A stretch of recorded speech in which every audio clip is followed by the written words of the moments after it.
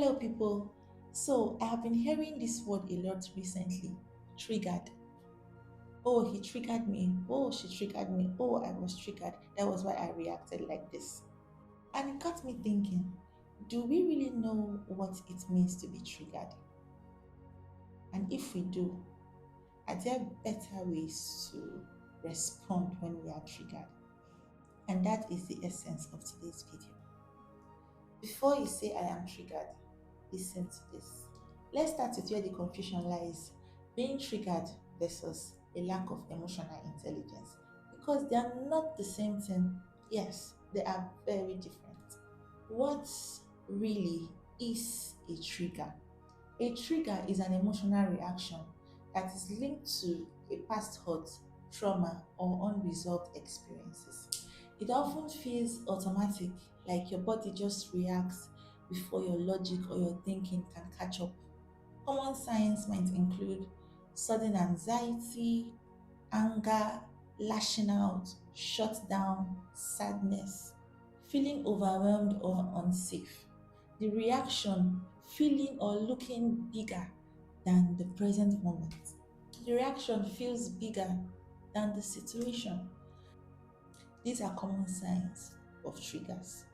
Triggers are usually connected to something deeper than the present moment.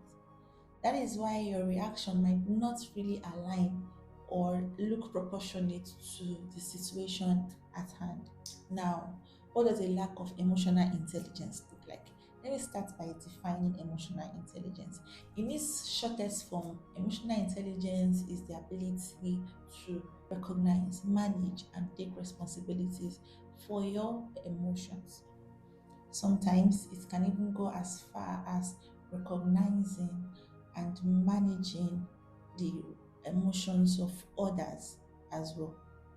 Now, you might not really be able to take responsibility for their emotions, but at least you can recognize and understand their emotions. That is emotional intelligence. But then, a lack of emotional intelligence shows up in some of these ways: reacting without reflection. Someone says something and you just react immediately, blow out in anger, you shut down, you just withdraw, you feel sad, you feel hurt or humiliated without even reflecting on what just happened. Another way emotional intelligence shows up is blaming others for how you feel. An emotional intelligent person knows that he or she is responsible for their feelings. Yet another way that a lack of emotional intelligence shows up is refusing feedback. And a final example I would like to give is shutting down conversations with, "That's just how I am." You see, not every uncomfortable feeling is a trigger. Sometimes it is just lack of emotional intelligence. Sometimes it is just an inability to self regulate. And the inability to self regulate is a lack of emotional intelligence.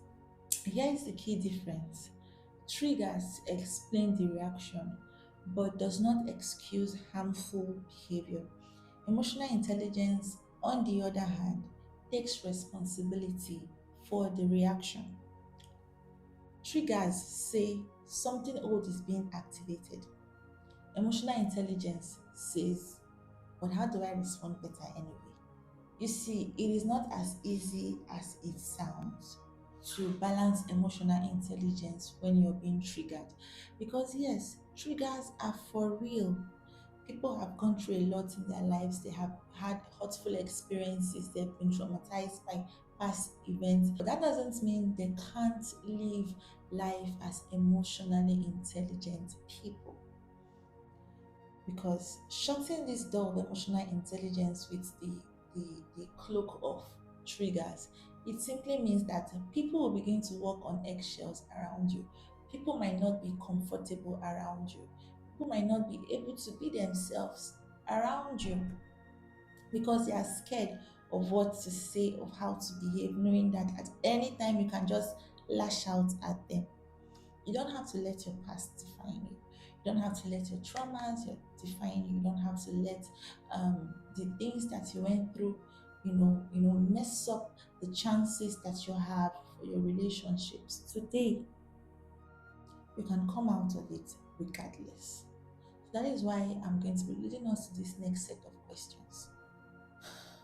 When you find yourself reacting, ask yourself, is this reaction linked to a past wound? Because sometimes it is beyond what just happened. You're seeing your old boyfriend, you're seeing your former colleague, you're seeing your former friend in this person's behavior. Meanwhile, they are just trying to relate with you on their own level. So that question is really, really important. Is this reaction linked to a past hurt? Another question you might want to ask yourself is, am I open to understanding this person? Can I set aside the way I am feeling right now and try to understand where this person is coming from? Yet another question you can ask yourself is, am I using the word triggered to avoid accountability? Healing doesn't mean never being triggered. Because, like it or not, those experiences that brought about those triggers were for real. You really did go through that. So, healing does not automatically cancel the triggers. However, it means growing the emotional intelligence to respond better when you are triggered.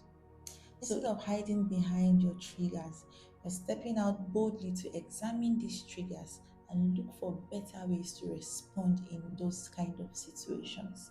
I want you to watch this video as many times as possible until you get the message.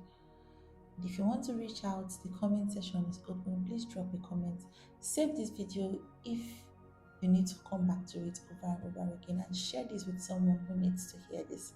Until next time, I am the C of Sales Counsel, and it's my pleasure to bring you topics like this time and time again. Until next time.